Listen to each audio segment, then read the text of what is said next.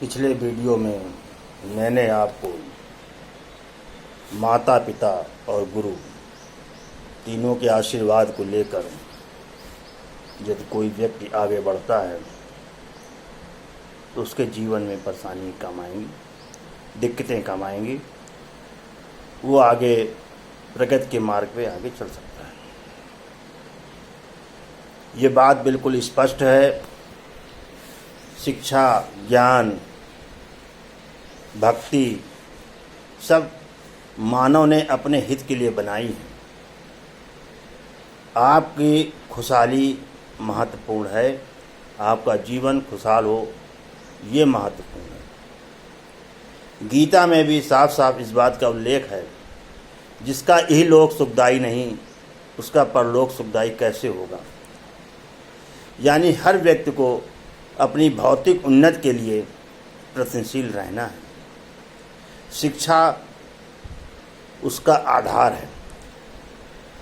अशिक्षित लोगों से तो कोई अपेक्षा नहीं की जा सकती कि वो क्या करेंगे। कारण समाज में मैंने पिछले वीडियो में बताया, गला काट प्रतियोगिता है। जो बुद्धिमान होगा वही आगे निकल जाएगा। अनादिकाल से चला आ रहा नियम है। यूरोप के अन्य मुल्कों में किस प्रकार तरक्की हुई, वो क्या सोचते रहे, वे सभी नियम यहाँ पर लागू नहीं होते। भारतवर्ष के परिप्रेक्ष्य में यहाँ के नागरिकों को अपने संसाधनों को इस्तेमाल करते हुए जो भी संसाधन उपलब्ध हैं उसके मुताबिक उसका सदुपयोग करते हुए, समय का सदुपयोग करते हुए आगे बढ़ना है। बोले साहब ये गड़बड़ है, ये गड़बड़ है, ये गड़बड़ है, ऐसे से काम नहीं चलेगा। कारण कहा जाता है ना, नाच ना आवे आंगन टेढ़ा, वो कहावत इसीलिए कही गई कि हमें किसी के पास अल्प संसाधन है, किसी के पास बहुत संसाधन है। प्रायः जिनके पास सुविधाएं ज़्यादा हैं वो सुविधाओं का दुरुपयोग करते हैं, समय की बर्बादी करते हैं। जिनके पास अभाव है, जिनके पास सुविधाएं कम हैं, उनकी दिक्कतें अलग प्रकार की हैं। लेकिन फिर भी विद्यार्थी जीवन में व्यक्ति को अपने न्यूनतम संसाधनों पर भी वो काम कर सकता है, बशर्ते उसके अंदर दृढ़ इच्छा शक्ति होनी चाहिए,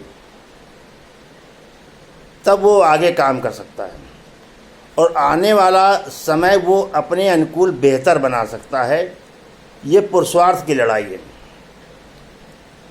हमें अपने भौतिक जीवन को मजबूत बनाना है, सांसारिक जीवन को मजबूत बनाना है, साधन संपन्न बनना है। उसके लिए विवेक का होना अनिवार्य है। ये बात मैं क्लास में अलग अलग रूपों में अलग अलग तरीके से समझाता रहा हूँ।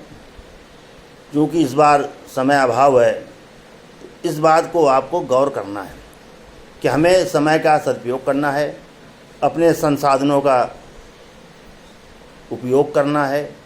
और आशीर्वाद के रूप में तो हमें सिर्फ माता पिता को ध्यान रखें और उनकी कही हुई छोटी छोटी बातों को पूरा कर दें और अपना पढ़ाई में समय निकालें, तो आपका कल्याण संभव है। कारण आशीर्वाद देने कोई व्यक्ति आने वाला नहीं है, कोई प्रकट नहीं होगा आसमान से, कोई प्रकट नहीं होगा कि सोचो कि वहाँ से आशीर्वाद मिल जाएगा। वहाँ से आशीर्वाद नहीं मिलेगा। आपके कर्म ही आपके फल का निर्धारण करेंगे। कर्म प्रधान है। कर्म आपने गड़बड़ किए तो उसकी भरपाई कोई नहीं कर पाएगा। आपको भ्रमित करने वाले अनेकानेक लोग मिलेंगे, उससे हमें बचना है। ये बात आपको किसी को नहीं बतानी है कि नहीं साहब हम पढ़ाई लिखाई करते हैं या पढ़ाई लिखाई करना चाहिए। ये गोपनीय विषय है। क्योंकि यदि किसी को पता लग गया कि आप पढ़ने लिखने लगे, होशियार बनने की कोशिश में लग गए, तो आपको परेशानियों में, दिक्कतों में, उलझन में फंसाने के लिए रूपक तैयार करने लगेंगे। ठीक इस युग में एक बहुत बड़ा महत्वपूर्ण शब्द है परसंताप। परसंताप से बचें। लोग अपने दुख से दुखी नहीं हैं, उनको दुख को सहने की क्षमता है। लोग दूसरों के सुख से दुखी हैं, यानी कि दूसरों के सुख को देख नहीं पाते हैं, हजम नहीं कर पाते हैं। ये एक समाज में प्रचलन चल रहा है और कमोवेश जो पिछड़े इलाके हैं वहाँ पर ये चीज़ ज़्यादा पाया जाता है। जो तरक्की पसंद लोग हैं, जो प्रगतिशील रास्ते पर चलते हैं, वो अपना देखते हैं, दूसरे का नहीं देखते, तो वो परसंताप से अपने को बचा के रखते हैं। व्यक्ति अपने जीवन में अपनी बहुत सी ऊर्जा और शक्ति सिर्फ परसंताप में व्यय करता है। इसलिए जो उसे बनना चाहिए, जो उसे हासिल हो जाना चाहिए, जो उसे उपलब्धि मिल जानी चाहिए, उसे मिल नहीं पाती। और जब मूल्यांकन करके देखा जाए तो पता लगा कि नहीं साहब, वो 24 घंटे भगवान ने मतलब दिए समय, उसी में आधा समय उन्होंने परसंताप में बिता दिया, ईर्षा द्वेष में बर्बाद कर दिया। 24 घंटे निर्माण के लिए सभी को मिले, चाहे वो नेपोलियन रहे हों, चाहे वो हिटलर रहे हों, चाहे वो महात्मा गांधी रहे हों। हर व्यक्ति ने अपने अपने जीवन को समझा, जीवन दर्शन को समझा, अपने काम में लगे और उन्होंने अपनी भाग्यानुसार, कर्मानुसार उन्होंने अपनी उपलब्धि हासिल करी। तो हर व्यक्ति, समझदार आदमी जो भी है, वो अपने समय का उपयोग करता है, दूसरों की चर्चा में कम समय लगाता है, तब जाके वो जो है पढ़ाई लिखाई के लिए समय दे पाता है, उसकी अहमियत को समझ पाता है। भारतवर्ष का दुर्भाग्य ये है, विशेषकर उत्तर प्रदेश और बिहार का, जहाँ पर पढ़ाई का उतना प्रचार प्रसार नहीं हुआ। शहरों में तो है, गाँव कस्बों में कम है। वहाँ की सोच दूसरे प्रकार की है और जिसको कि हम अच्छी तरीके से समझते हैं, उस पर डिस्कशन करने की ज़रूरत नहीं है कि वो लोग पढ़ाई को उतनी अहमियत नहीं देते। बोले साहब का हो पढ़ाई लिखाई से, मास्टर साहब कुछ ना हो, मैं तो सब ऐसे ही चल रहा है। हाँ, ऐसा नहीं है। जब आप शिक्षा ज्ञान के क्षेत्र में आगे जुड़ते हैं तो आप स्वयं के लिए आशावान बन जाते हैं, परिवार के लिए आशावान बन जाते हैं। आपने अपनी ये ज़िंदगी सुधारी तो साथ साथ अनेक लोगों की ज़िंदगी आपकी उसके साथ जो जुड़ी हुई है वो सुधर जाती है। इन शब्दों के साथ अपनी बात को ख़त्म करते हैं। आप लोग आराम से अपना काम करिए, स्थिर चित्त रहिए, ईश्वर से मन ही मन प्रार्थना करिए। पूजा करने की बहुत ज़रूरत नहीं है कि आप सोचो जब मंदिर जाएं, पूजा कर रहे हैं, उसमें टाइम बर्बाद कर रहे हैं, उसमें टाइम बर्बाद कर रहे हैं, ऐसा नहीं है। आप सिर्फ एक बार भगवान से अपने आप मन में कह के देखो तो, हे भगवान मुझे सन्मार्ग में प्रेरित करो, हे भगवान मुझे बुद्धि प्रदान करो, हे भगवान मेरी मूर्खता का नाश करो।